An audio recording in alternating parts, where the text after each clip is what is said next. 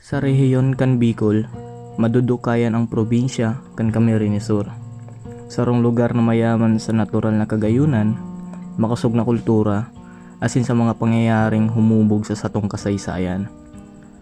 Dakol ang nakakabista sa lugar na ini, dahil sa magayon na baybayon, malinaw na dagat, asin maray na pumumuhay kan mga tao. Pero sa likod kang kagayunan ka ini, igwanin mga istoryang daipalubos na nasa saysay.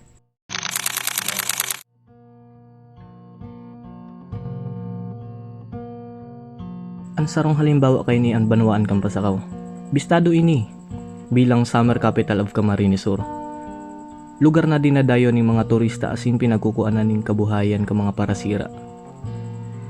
Ang dagat ang buhay kang Banwaan. Iyo ini ang nagtatao ng pangangaipo, oportunidad asin direksyon sa indang mga pang-aral daw na buhay.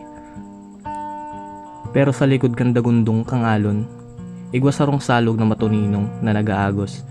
Sarong salog na may itinatago pala ng istorya.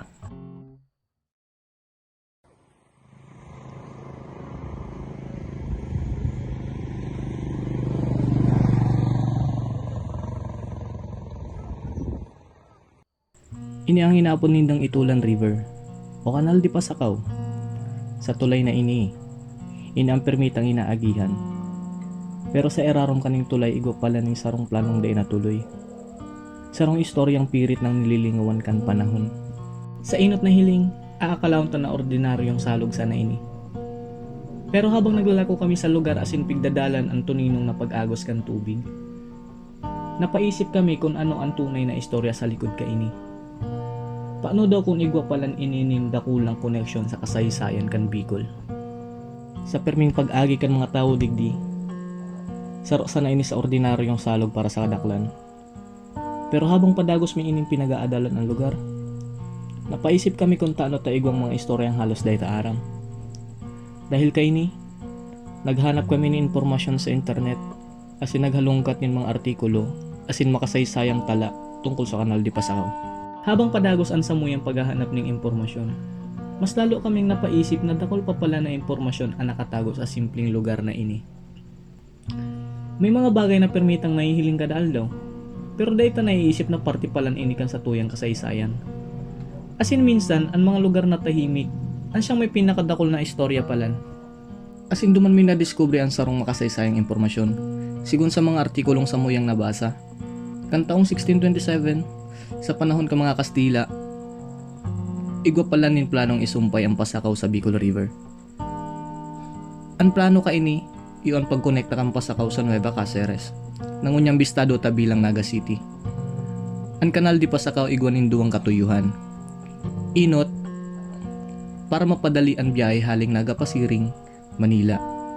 Asin malikayan ang peligroso na San Bernardino Street. Ang ikaduwa, para magsilbing lagusan kan tubig baha hali sa mga kapatagan kang probinsya, asin mabawasan ang pagbaha sa mga lugar sa palibot kang Bicol River.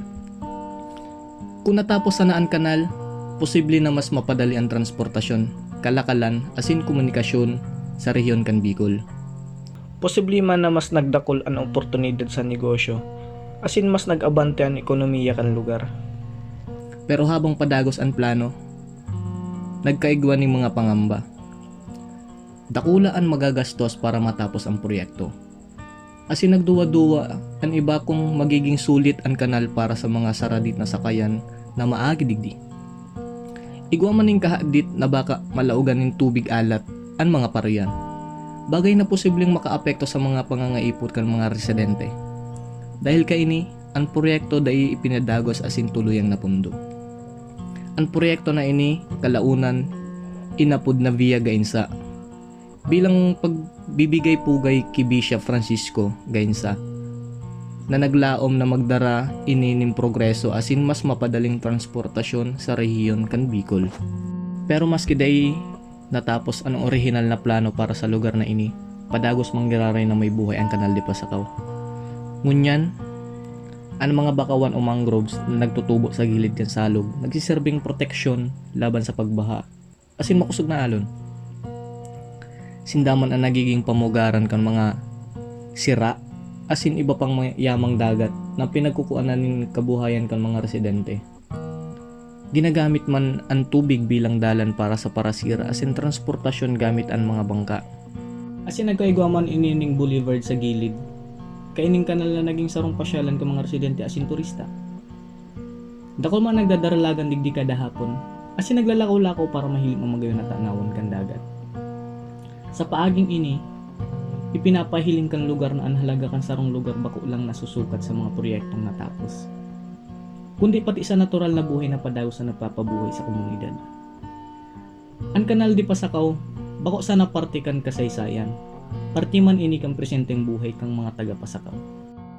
Sa samuyang pag-aadal, naisip mi na dakol pang lugar sa satong banwaan ang may nakatagong istorya na day pahalos naaaraman ka mga tao. Bilang sarong estudyante, importante na day sa nakita nakatuon sa mga nakasurat sa libro kundi maging interesado man sa kasaysayan kan satong sadiring lugar. Taminsan, ang mga simpleng bagay na permitang nahihiling, mga salog, tulay, asin baybayon, sindapalan ang may pinakadakol na kahulugan. Ang pag-aadal sa kasaysayan nagtatao sa tuyanin mas maray na pag-intindi kung taano naging siring kaini na satong komunidad ngunyan. Asin sa paagi digdi, mas napapahalagahan taan sa atong kultura, kalikasan, asin identidad bilang mga Bicolano. Ang pag-aadal ming ini, bako sanang para sagrado. Ini sarong pagpukaw sa tugabus. Ang kanal di Pasakaw, sarong paalala, na sa iraram kang sa tuyang tinutungtungan, igwang mga istoryang nagahalat sana sa tuyang madiskubre. Ang Itulan River pa daw sa nagbubulos, pero sana, sa pag-agi kan panahon, dayta man girari ini malingawan. Taan tunay na yaman kang sarong banwa. Bako lang ang sa iyang natural na kagayunan. Kundi ang sa iyang aram tungkol sa iyang pinaghalian.